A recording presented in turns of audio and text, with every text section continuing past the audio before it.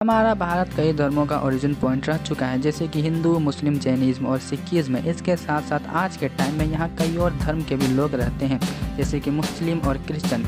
इन धर्मों की शुरुआत भारत में तो नहीं हुई थी, मगर इन धर्मों के लोग भी हमारे देश में मौजूद हैं। हमारे कॉन्स्टिट्यूशन में भी इन धर्मों को मानने का अधिकार लोगों को मिला हुआ है, इसीलिए तो हमारा देश एक सेकुलर कंट्री माना जाता है। असल में देखें तो हमारा देश और यहाँ के लोग अलग अलग फूलों के एक गुलदस्ते जैसे हैं। अगर हम अपने ही देश के सबसे पुराने धर्म की ही बात करें तो बौद्ध धर्म उनमें से एक ही माना जाता है, जिसकी शुरुआत सिद्धार्थ गौतम, जिन्हें कि गौतम बुद्ध के नाम से भी जाना जाता है पूरी दुनिया में, उन्होंने की थी।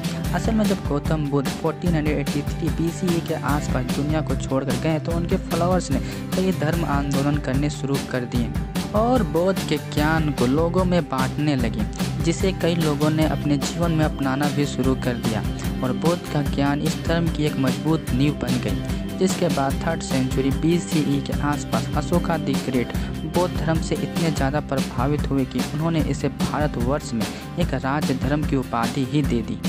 और जिस धर्म और ज्ञान की शुरुआत गौतम बुद्ध ने भारत में की थी, वह आज के टाइम में भारत से निकलकर पूरी दुनिया भर में फैल गई है। इंडिया में आज के टाइम में बौद्धिज्म की संख्या 10 मिलियन से भी ज़्यादा है, मगर चाइना, थाईलैंड, म्यांमार और जापान जैसे देशों में आज के टाइम में सबसे ज़्यादा बौद्धिज्म रहते हैं।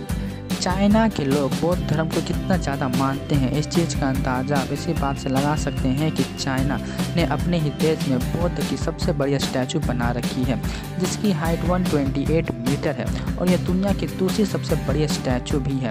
और यह इंडिया की स्टैचू ऑफ यूनिटी से पहले सबसे बड़ी स्टैचू हुआ करती थी पूरी दुनिया की।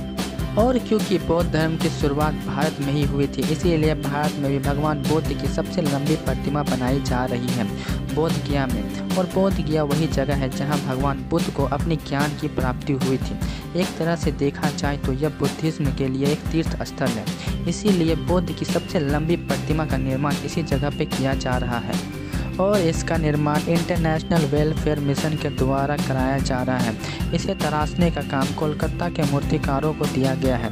इसकी लंबाई 100 फीट, ऊंचाई 30 फीट और चौड़ाई 24 फीट होगी। यह मूर्ति गौतम बुद्ध के स्लीपिंग पोस्चर की होगी।